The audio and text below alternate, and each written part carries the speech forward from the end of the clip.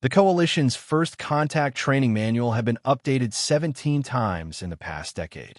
Each revision added new warnings about human behavior. But the most important rule, Rule 1, remained unchanged.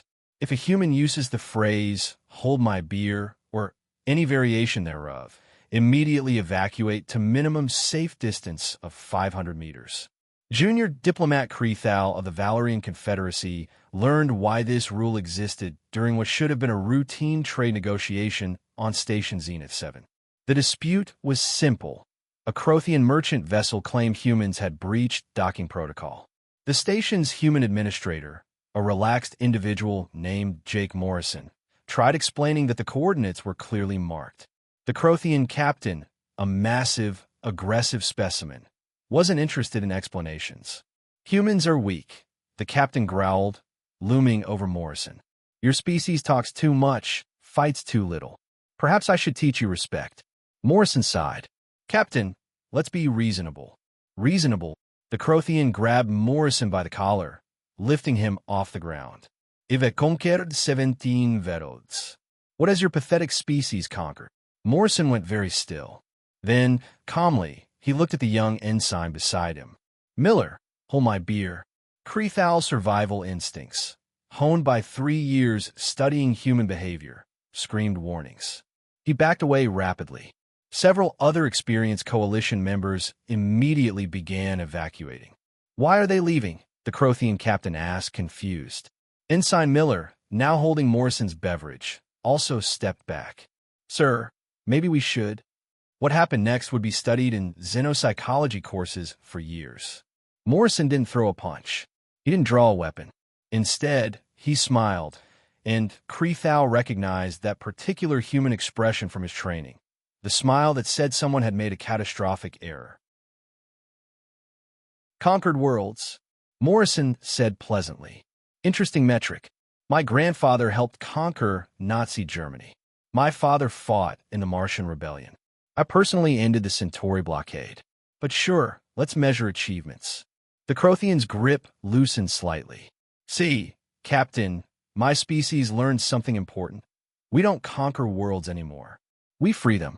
Sometimes from tyrants. Sometimes from pirates." Morrison's tone never lost its conversational quality.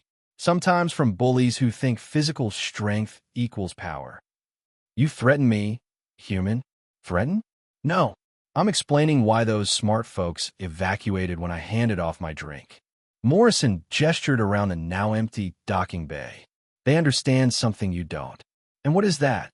Morrison's smile widened. "Humans who say 'hold my beer' are about to do something spectacularly stupid, incredibly dangerous, or both. It's basically our species' warning call. The galactic equivalent of a rattlesnake's tail." He tapped his wrist communicator. Security footage appeared. Holographic displays showing humans throughout history moments before incredible feats of recklessness. Experimental aircraft tests, extreme sports, impossible rescues, and yes, plenty of combat footage. Each clip started the same way. Someone handing off their beverage. "You want to know what we've conquered?" Morrison continued. "We conquered our own fear of death. We conquered the idea that impossible means anything. We conquered common sense so thoroughly that other species made it their primary survival rule around us." The Crothian captain's aggression wavered. "So here's what's happening," Morrison said, his tone still friendly. "You're going to put me down. Apologize for the misunderstanding. Pay your docking fees.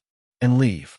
Because if you don't," he gestured to Miller still holding his beer, "I can't be held responsible for whatever monumentally stupid, physics-defying." The captain lowered Morrison to the ground. "Wise choice," Morrison said, reclaiming his beer for Miller. "See? Diplomacy works." As the Crothian vessel departed, Krethal approached cautiously.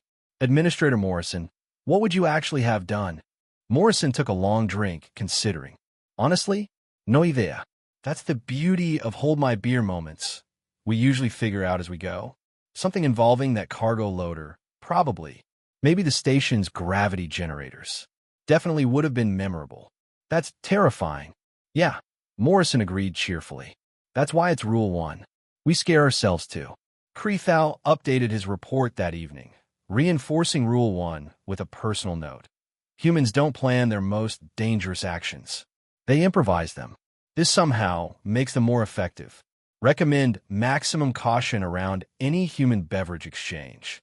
Retriclod can make mistakes. Please double-check responses.